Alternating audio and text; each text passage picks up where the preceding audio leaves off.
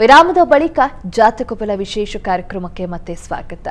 ಶಾಸ್ತ್ರಿಗಳೇ, ಮೊದಲಿಗೆ 6 ರಾಶಿಗಳ ಫಲಾಫಲ ಹೇಗಿದೆ, ಗ್ರಹಗಳ ಪ್ರಭಾವ ಹೇಗಿದೆ ತಿಳಿಸ್ಕೊಡೋದಾದ್ರೆ? 12 ರಾಶಿಗಳ ಫಲಾಫಲ ತಿಳಿಯುವ ಮುನ್ನ ಇವತ್ತಿನ ಗ್ರಹ ಸ್ಥಿತಿಯನ್ನು ಗಮನಿಸ್ಕೊಳ್ಳೋದಾದರೆ, ಮೇಷರಾಶಿಯಲ್ಲಿ ರವಿ ಹಾಗೂ ಶುಕ್ರರ ಯುತಿಯನ್ನು ನೋಡ್ತಾ ಇದ್ದೀವಿ. ವೃಷಭ ರಾಶಿಯಲ್ಲಿ ಗುರು ಇರ್ತಕ್ಕಂಥದ್ದು. ಈ ದಿವಸ ಕೇತುವಿನ ಜೊತೆಗೆ ಮಾಂದ್ಯ ಉದಯಾಗಿದೆ, ಅದು ಕನ್ಯಾ ರಾಶಿಯಲ್ಲಿ. ಇನ್ನು ಕುಂಭರಾಶಿಯಲ್ಲಿ ಅಲ್ಲಿ ನಾವು ಶನೈಶ್ಚರ ಗಮನಿಸ್ತಾ ಇದ್ದೀವಿ. ಇನ್ನು ಮೀನರಾಶಿಯಲ್ಲಿ ಅಲ್ಲಿ ಚಂದ್ರ, ಬುಧ, ಕುಜ ಹಾಗೂ ರಾಹು 4 ಗ್ರಹಗಳಿದ್ದಾವೆ. ಹೇಗಿರುವಾಗ 12 ರಾಶಿಗಳ ಫಲಾಫಲ ಹೇಗಿರ್ತದೆ ಗಮನಿಸ್ಕೊಳ್ಳೋಣ. ಮೊದಲಿಗೆ ಮೇಷರಾಶಿಯವರಿಗೆ ದಿವಸ ಮಾತಿನ ಬಲ ಚೆನ್ನಾಗಿರ್ತದೆ. ಕುಟುಂಬದಲ್ಲಿ ಒಳ್ಳೆಯ ಉತ್ತಮ ಒಡನಾಟ ಚೆನ್ನಾಗಿರುತ್ತೆ. ಹಣಕಾಸಿನ ಸಮಸ್ಯೆ ಇರುವುದಿಲ್ಲ, ಸಮಾಧಾನ ಫಲ ಇದೆ. ಈ ದಿವಸ ವೃತ್ತಿಯಲ್ಲೂ ಹೆಚ್ಚಿನ ಅನುಕೂಲ ಇದೆ, ಲಾಭ ಕಾಣಲಿಕ್ಕೆ ಅವಕಾಶ ಇದೆ. ವೃತ್ತಿಯಲ್ಲಿ ಬಡ್ತಿ ಅಥವಾ ಇನ್ನೇನೋ ಒಂದು ಹೊಸ ಅವಕಾಶಗಳು ಇತ್ಯಾದಿ ಎಲ್ಲ ಅವಕಾಶ ತುಂಬ ಚೆನ್ನಾಗಿದೆ. ಆದರೆ ಸ್ವಲ್ಪ ಸಾಲ ಬಾಧೆ ಸೂಚಿಸ್ತಾ ಇದೆ ಮತ್ತು ಶತ್ರುಗಳ ಕಾಟ ಸೂಚಿಸ್ತಾ ಇದೆ. ಇದಕ್ಕೆ ವಿಷ್ಣು ಸಹಸ್ರನಾಮ ಹೇಳ್ಕೊಳ್ಳಿ, ತುಂಬ ಸಹಾಯವಾಗುತ್ತೆ. ನರಸಿಂಹ ದರ್ಶನ ಮಾಡಿ, ಇನ್ನೂ ಸಹಾಯ ಆಗುತ್ತೆ. ಇನ್ನು ವೃಷಭ ರಾಶಿಯವರಿಗೆ ದಿವಸ ನಿಮ್ಮ ರಾಶಿಯಿಂದ ಲಾಭದಲ್ಲಿ ಚಂದ್ರನಿದ್ದಾನೆ, ಒಳ್ಳೆಯದು, ಅನುಕೂಲ ಆಗುತ್ತೆ. ಲಾಭ 2-3 ರೀತಿಯಲ್ಲಿ ಈ ದಿವಸ ಲಾಭ ಕಾಣಲಿಕ್ಕೆ ಅವಕಾಶ ಇದೆ. ಕೆಲಸದಲ್ಲೂ ಅಷ್ಟೇ ನಿಮಗೆ ಸಹಕಾರ ಸಿಗುತ್ತೆ. ಹಿರಿಯರಿಂದ, ಸೀನಿಯರ್ಸಿಂದ ನಿಮಗೆ ತುಂಬ ಸಹಕಾರ, ಮಾರ್ಗದರ್ಶನ ಒಳ್ಳೆಯ ರೀತಿಯಲ್ಲಿ ಸಿಗುತ್ತೆ. ಅಂದ್ಕೊಂಡಿರ್ತೀರಾ ಅವ್ರು ಮಾಡ್ತಾರಾ ಇಲ್ವ ಅಂತ ಸ್ವಲ್ಪ ಗೊಂದಲ ಇದ್ದರೆ ನಿವಾರಣೆ ಆಗುತ್ತೆ. ಆದರೆ ಈ ದಿವಸ ನಿಮಗೆ ಸ್ವಲ್ಪ ಮಕ್ಕಳ ವಿಚಾರದಲ್ಲಿ ಮನಸ್ಸಿಗೆ ಬೇಸರ ಆಗುತ್ತೆ. ಹೈಯರ್ ಸ್ಟಡೀಸ್ ಮಾಡೋರಿಗೆ ಸ್ವಲ್ಪ ತೊಡಕಿದೆ. ಮನಸ್ಸು ಚಂಚಲವಾಗುತ್ತೆ, ಬುದ್ಧಿ ಚಾಂಚಲ್ಯ. ಇದರಿಂದ ಹೊರಗೆ ಬರಬೇಕಾದ್ರೆ ಏನಪ್ಪ ಮಾಡಬೇಕು? ಬುದ್ಧಿ ಸ್ಥಿರತೆಗೆ ಗಣಪತಿ ಪ್ರಾರ್ಥನೆ ಮಾಡಿ. ಇನ್ನು ಮಿಥುನ ರಾಶಿಯವರಿಗೆ ದಿವಸ ಲಾಭದಾಯಕವಾಗಿದೆ. ಒಳ್ಳೆಯ ವಿಶೇಷವಾದ ಅನುಕೂಲ, ಹೆಚ್ಚಿನ ಸಹಕಾರ ಸಿಗುತ್ತೆ. ಆದರೆ ಸ್ವಲ್ಪ ಪ್ರಯಾಣದಲ್ಲಿ ತೊಂದರೆ ಇದೆ. ಈ ದಿವಸ ಪ್ರಯಾಣದಲ್ಲಿ ಹುಷಾರಾಗಿ ಓಡಾಡಿ.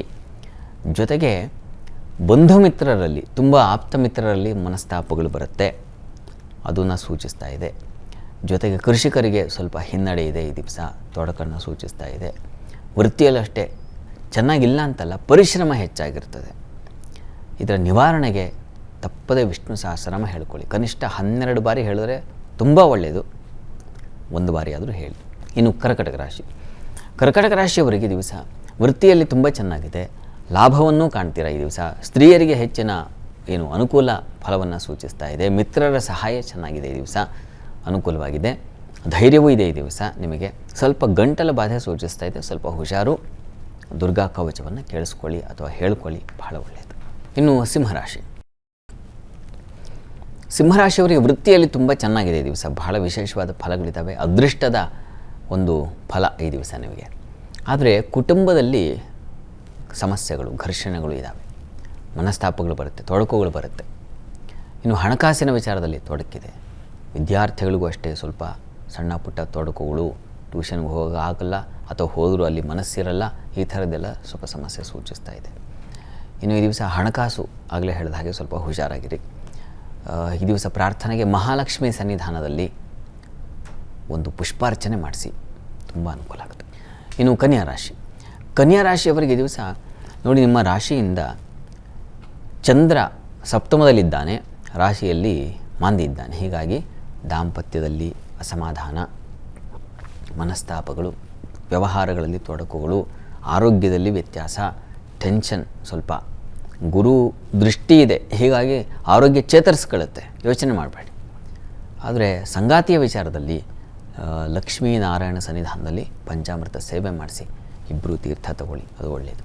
ಇನ್ನುಳಿದ 6 ರಾಶಿಗಳ ಫಲಾಫಲಗಳನ್ನು ತಿಳಿಸ್ಕೊಡಿ ಶಾಸ್ತ್ರಿಗಳೇ. ಅದಕ್ಕೂ ಮುಂಚೆ ಮತ್ತೊಂದು ವಿರಾಮ ತಗೊಂಡು ಬರೋಣ.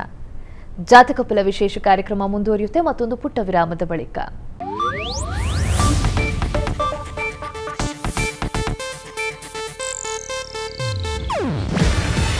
ಇದು ಏಷ್ಯಾನೆಟ್ ನ್ಯೂಸ್ ನೆಟ್ವರ್ಕ್ ಪ್ರಸ್ತುತಿ. ನೀವು ನೋಡ್ತಿದ್ದೀರಾ ಏಷ್ಯಾನೆಟ್ ಸುವರ್ಣ ನ್ಯೂಸ್.